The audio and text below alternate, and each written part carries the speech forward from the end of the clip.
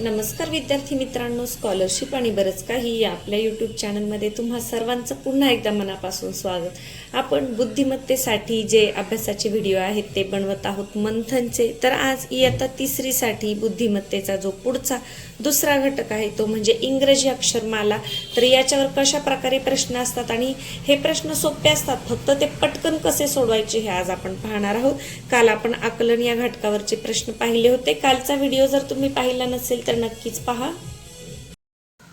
अक्षरमाला या घटकावरचे प्रश्न सोडवण्यासाठी आपल्याला 5-5च्या गटाने अक्षरे दिलेली असतात जी इंग्रजीतील आहेत. कॅपिटल लेटर्स ते याच्यामध्ये फक्त झेड दिलेला नसतो. तर पहा 5 5 5 5 5 आणि याच्यावरच डावीकडून उजवीकडून या पद्धतीचे प्रश्न असतात. आपण प्रश्न घेऊयात म्हणजे तुमच्या लक्षात येईल. तर पहा, या इंग्रजी अक्षरमालेत जी या अक्षराचा उजवीकडून कितवा क्रमांक आहे. आता जीचा उजवीकडून मी कालच सांगितलं होतं, आपला जो उजवा हात आहे ती असते उजवी बाजू, आपला जो डावा हात असते ती असते डावी बाजू. तर उजवीकडून म्हणजे या बाजूने उजवीकडून जीचा कितवा क्रमांक. आता एक एक मोजत बसणार का, 1 2 3 4 असं नाही करायचं. तुम्हाला माहिती 5-5चा गट आहे. 5 आणि 5 10 15 16 17 18 19 कितवा क्रमांक आहे. तर पहा, आपण व्यवसायाकडे वळूया.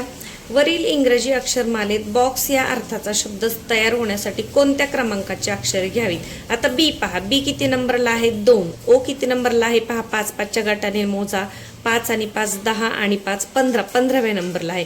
म्हणजे 2 आणि 15, 2 आणि 15 कुठे दिसते, 2 14 2 14 3 15, मग 2 15. इथे पुढचा अक्षर तुम्हाला कितव्या नंबरला आहे हे मोजत बसण्याची अजिबातही गरज नाही. त्याच्यामध्ये काय होतं, आपला वेळ जातो. आपल्याला काय करायचंय, हे जे प्रश्न आहेत ते समजून घ्यायचेत आणि ते पटापट सोडवायचेत. म्हणजे जेव्हा गणितसाठी आपल्याला जास्तीचा वेळ लागतो एखादा अवघड उदाहरण सोडवण्यासाठी, तर तो आपल्याला मिळून जातो. त्याच्यासाठी हे जे सोपे प्रश्न आहेत ते पटापट सोडवायची सवय लावा. पहा, बी दुसऱ्या नंबरला, ओ कितव्या नंबरला, 5 आणि 5 10 आणि 5 15. मग 2 15 कुठे दिसतंय मला, 2 14 दिसतंय, सोडून द्या. 2 14 दिसतंय, सोडून द्या. 3 15 दिसतंय, हे पण सोडून द्या. मग आपलं उत्तर काय असणार आहे, नक्कीच पर्याय क्रमांक 4 हे आपलं उत्तर असणार आहे. एक्सचा नंबर कितवा आहे हे आपल्याला मोजत बसण्याची गरज नाही. तर तो कितवा आहे, एक्सचा नंबर 24वा. पण इथपर्यंत आपण जायचं नाही. जेवढा आपला वेळ वाचेल, जेवढा पटकन प्रश्न सोडून होईल असाच प्रयत्न आपण करायचा आहे. वरील इंग्रजी अक्षरमालेत डी आणि क्यू या अक्षरांमध्ये किती अक्षर आहेत. अक्षरांमध्ये म्हटले म्हणजे हे 2 सोडून द्यायचे. पहा, डी आणि क्यू मध्ये आता डी नंतर इथे 1 आहे, क्यूच्या अगोदर इथे 1 आहे आणि मध्ये किती आहे, 5 आणि 5 10 म्हणजे 11 आणि 12 कुठे आहे, 12 पर्याय क्रमांक 1. इथे मी एक एक मोजत बसले नाही. एक एक मोजलं तरी तुमचं उत्तर 12च येणार आहे. परंतु पहा, थोडंसं निरीक्षण केलं, डी नंतर 1 आहे, क्यूच्या अगोदर 1 आहे आणि इथे किती आहे, 5 आणि 5 10, मग 10 आणि 2 12. तर या पद्धतीने सुद्धा तुम्ही पटापट उत्तरापर्यंत पोहोचू शकता. पर्याय क्रमांक 1. यानंतर वरील इंग्रजी अक्षरमालेत कोणत्या अक्षराचा अनुक्रमांक वर्ग संख्या आहे. आता पहा, बी कितव्या नंबरला आहे, 2 नंबरला आहे. मग 2 हा कोणाचा वर्ग आहे का, नाही. आता बुद्धिमत्ता गणितचे प्रश्न सोडवताना तुम्हाला पाढ्यांबरोबरच तुमचे वर्ग आणि घन संख्या पाठ असणं फार महत्वाचं आहे. 20 पर्यंत 30 पर्यंत वर्गसंख्या पाठ असू द्या आणि निदान 15 पर्यंत तुमच्या घनसंख्या या पाठ असायला हवे. त्यासाठी वेगळं काही करायचं नाही. जसं आपण पाडे पाहून म्हणतो तसंच वर्गसंख्या घनसंख्या अगदी तुम्ही शाळेत जाताना मधल्या सुट्टीमध्ये किंवा घरामध्ये सुद्धा तुम्ही रोज 1-2 वेळा म्हटलं तरी ते तुमच्या कायमचं लक्षात राहतं आणि मग तुम्हाला वर्ग करत बसावा लागत नाही. तर पहा, बी आहे का कोणाचा वर्ग, 2 कोणाचा वर्ग आहे का, नाही.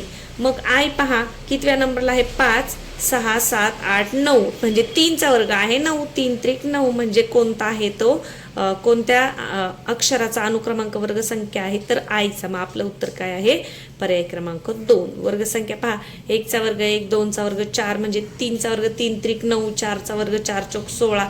10 पर्यंतचे सोपे, पण त्याच्या पुढचे 20 पर्यंतचे तरी निदान तुम्ही पाठ करून ठेवा. म्हणजे मग प्रश्न सोडवताना आपला वेळ वाया जात नाही. पुढे पहा, वरील इंग्रजी अक्षरमालेत एस या अक्षराचा डावीकडून कितवा क्रमांक आहे. आता पहा, आपण अक्षरमालेकडे जाऊया. डावीकडून विचारलं ना, माझ्या ज्या हातात पेन आहे ती आहे उजवी बाजू. म्हणजे उजवी बाजू म्हटलं की या बाजूने मोजायचं, डावीकडून म्हटलं की या बाजूने मोजायचं. मग आपल्याला डावीकडून विचारलंय ना, मग डावीकडून एसचा क्रमांक, एस कुठे आहे, इथे. मग पहा, 5 आणि 5 10 आणि 5 15 16 17 18 19 कितवा नंबर आहे 19वा पर्याय क्रमांक 2. इथे 1 2 3 4 असं मोजण्यात वेळ घालवायचा नाही, आपल्याला प्रश्न पटापट सोडवायचे आणि हेच आपण व्हिडिओमध्ये शिकत असतो. आता प्रश्न सोपा आहे तसा तर प्रत्येकच विद्यार्थी हा प्रश्न सोडवणार आहे, परंतु तुम्ही किती कमीत कमी वेळामध्ये प्रश्न सोडवता हे स्पर्धा परीक्षांसाठी फार फार फार महत्त्वाचं असतं. म्हणजे काय होतं, मग आपल्याला बाकीच्या प्रश्नांना सुद्धा वेळ पुरतो. पुढचा प्रश्न पहा, वरील इंग्रजी अक्षरमालेत एमच्या डावीकडील चौथे अक्षर कोणते? एम कुठे आहे? इथे. एमची डावी बाजू कोणती? इकडची. जो आपला डावा हात आहे ती आहे एमची डावी. एमच्या डावीकडील कितवे विचारले? एमच्या डावीकडील चौथे. मग पहा 1 2 3 4 कोणतं आहे ते अक्षर? आय. कुठे आहे? पर्याय क्रमांक, हे पहा पर्याय क्रमांक 4. वरील इंग्रजी अक्षरमालेत डावीकडून 17व्या क्रमांकावर कोणते अक्षर आहे? अगदी सोपं आहे. डावीकडून म्हणजे डाव्या हाताच्या बाजूने. 17वा क्रमांक नामक 5 10 15 16 17 कोणता आहे? क्यू. गटागटाने मोजल्यावर आपल्याला उत्तर पटकन सापडतं. कुठे आहे? पर्याय क्रमांक 3. वरील इंग्रजी अक्षरमालेत कोणत्या अक्षराच्या उजवीकडील तिसरे अक्षर टी आहे? आता टी कुठे आहे बघा, इथे. उजवी बाजू म्हणजे कोणती? इकडची बाजू. मग कोणाच्या उजवीकडील तिसरे अक्षर टी आहे? तर मग इकडे जावा, टीच्या डाव्या बाजूला. क्यू कडे जा. 1 2 3 म्हणजे क्यूच्या उजवीकडील तिसरे अक्षर टी आहे. तर क्यू कुठे आहे? पर्याय क्रमांक 3 हे असणार आहे तुमचं उत्तर. पुढे पहा, वरील इंग्रजी अक्षरमालेत कोणत्या, हे झालं टी, क्यू कुठे आहे? इथं पर्याय क्रमांक 4 मध्ये. मी वरच्या प्रश्नांच्या उत्तर ऑप्शनकडे गेले होते. वरील इंग्रजी अक्षरमालेत एच व एन या अक्षरांमध्ये किती अक्षरे आहेत? एच व एन. एच कुठे आहे? इथे. बोट ठेवा. एन कुठे आहे? इथे. किती अक्षरे आहेत? एच सोडून द्या, एन सोडून द्या. 1 2 3 4 5 किती अक्षरे आहेत? 5. कुठे आहे? पर्याय क्रमांक 3 हे आहे तुमचं उत्तर. वरील इंग्रजी अक्षरमालेत व्ही आणि वाय या अक्षरांमध्ये कोणते अक्षर आहे? व्ही आणि वाय यांच्या मध्ये विचारले. व्ही आणि वाय. आता व्ही कुठे आहे? इथे. वाय कुठे आहे? इथे. मग तिथे कोणते अक्षर आहेत? डब्ल्यू पण आहे आणि एक्स पण आहे. मग पर्याय पहा, डब्ल्यू म्हणजे डब्ल्यू आणि एक्स म्हणजे क आणि ड. क आणि ड योग्य कुठे दिले? फक्त क आणि ड योग्य. पर्याय क्रमांक 4. पुढे पहा, वरील इंग्रजी अक्षरमालेत आर हे अक्षर कोणत्या दोन अक्षरांच्या मधोमध आहे? कोणत्या दोन अक्षरांच्या मधोमध? बहुपर्यायी प्रश्न आहेत, मग आपल्याला चेक करायचे. P S x L. पहा, आर हे अक्षर पी एसच्या मध्ये आहे का? इथे आर आहे.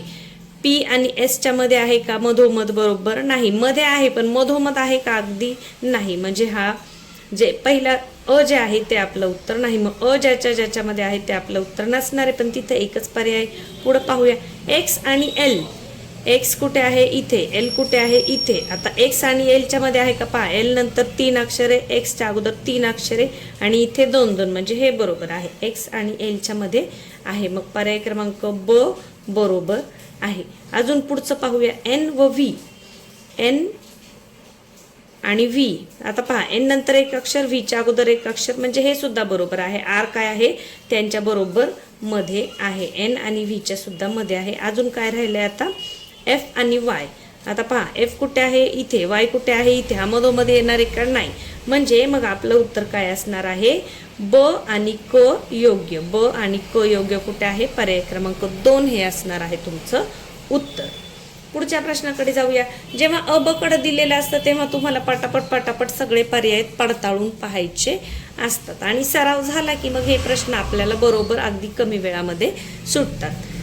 वरील इंग्रजी अक्षरमालेत डावीकडून कोणत्या क्रमांकाची अक्षरे घेतल्यास एका प्राण्याचे नाव तयार होईल?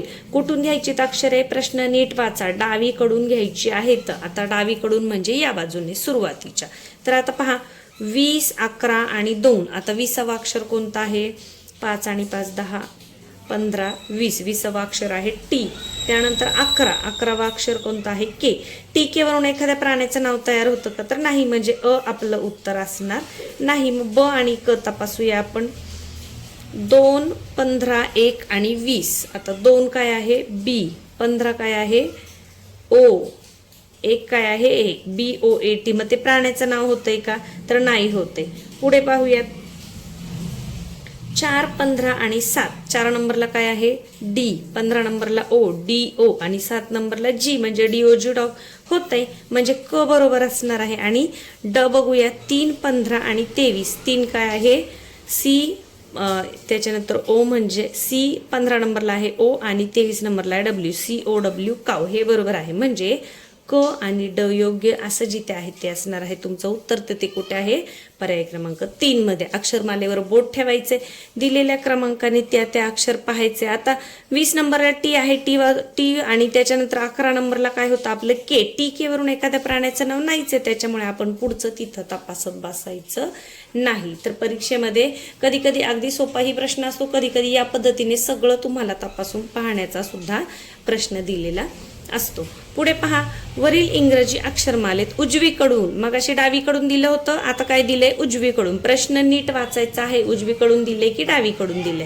उजवीकडून 8, 11, 7 आणि 21 या क्रमांकाची अक्षरे घेतल्यास कोणता अर्थपूर्ण शब्द तयार होईल. 8, 11, 7, 21. आता पहा, उजवीकडून म्हणजे उजवी बाजू या साईडने या. 8 नंबरला काय आहे 5, 6, 7, 8. आर आहे 8. त्याच्यानंतर काय आहे उजवीकडूनच पुन्हा 11 म्हणजे पहा ओ, आर ओ.